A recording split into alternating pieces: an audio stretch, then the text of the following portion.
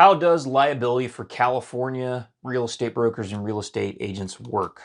Can you hold a real estate broker liable for their mistakes or violations of their duties under California law? The answer is yes, right? I've got another video where I talk about the fiduciary duty that real estate brokers owe to their clients in California, the 8 elements of that duty. It's a very serious responsibility they have. So what do you do if you're in a situation where a real estate broker has failed to meet that duty, or they committed some other kind of mistake or wrong?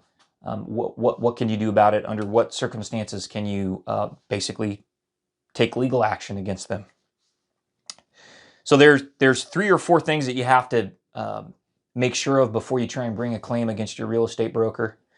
Okay, so the very first thing is you have to make sure that an agency existed. In other words, you have to be able to prove that they were actually your agent and they owed you the duties that an agent owes to their client. It's always easiest to do that when you have a written agreement. That's why whenever you're going to be represented by a real estate broker in a real estate transaction, you should have a written agreement with them. So that's the first thing. You got to prove that they were actually your agent. You didn't have to prove that the broker made a serious mistake, committed a wrong, or violated one of their duties under the fiduciary duty. Okay, so you got to prove that they actually did something they weren't supposed to do. You also have to show that you actually suffered damages because of that. So just because the broker or agent made a mistake or did something wrong doesn't mean you can go get money from them if you haven't actually suffered damage. You have to actually suffer damage.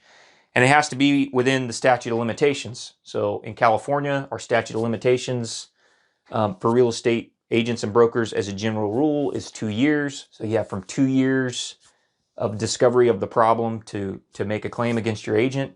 Obviously, real estate brokers have a much better lobby in California than land surveyors do, because our liability as land surveyors lasts for 10 years. So it's 5 times as long.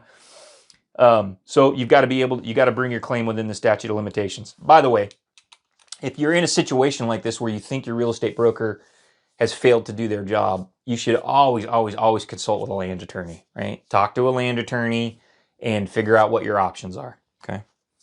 So I want to give you just an example. This is an actual court case that happened in California. It's fairly recent. It's not too long ago. And it was a buyer that sued his broker. Okay, so his name was Horik, and his broker was Coldwell Banker. And so Horik was the buyer. He was buying a house in this example. And in this particular case, both the buyer and the seller were represented by the same broker. That's what we call dual agency in California. It's a really horrible idea, but people do it all the time. Now, the real estate agent that was working for the broker at Coldwell Banker, he prepared a flyer that listed the house as having 15,000 square feet. Okay, but it was fairly easy to determine through some analysis of some available records that the actual square footage of the house was about 10,000 square feet. So that's a pretty significant difference. That's a difference of over a third, over 30%.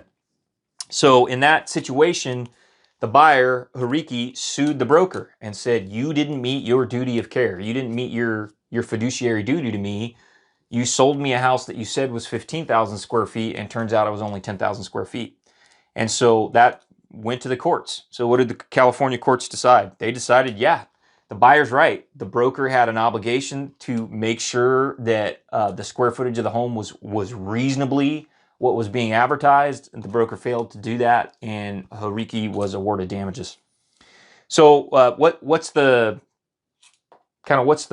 lessons that we can take from that example and this whole topic about when your real estate broker is liable or not liable?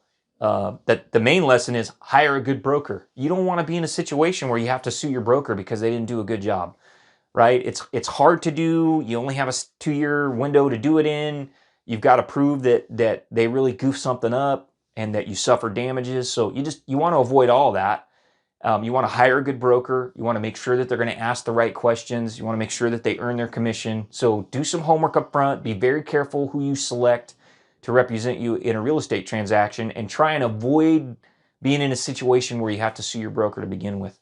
Now, if you're already in that spot where you've been harmed because your broker didn't do their job, then you got to go hire an attorney. Go get a good land attorney, talk with them about their options, and figure out what you can do.